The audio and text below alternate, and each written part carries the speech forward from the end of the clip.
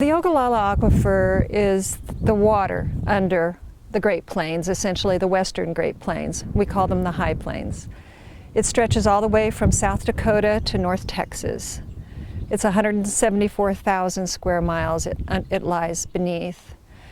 And that water has been the gift of the plains all these years. It's what made life there possible. It's what made settlement possible in that area.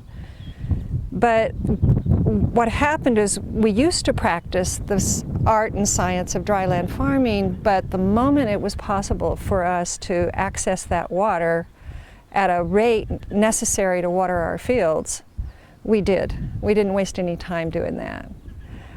I think it's really interesting to know how the aquifer formed. It's important to understand how ancient it is and therefore what a short amount of time it's taking us to deplete it, comparatively speaking. It formed at the end of the Miocene epoch, 5 million years ago. It formed with rivers that were flowing off of the Rocky Mountains, and they sort of braided and rebraided themselves over the plains, depositing gravels and sands and rock across the plains to a depth of, say, 200 or 300 feet.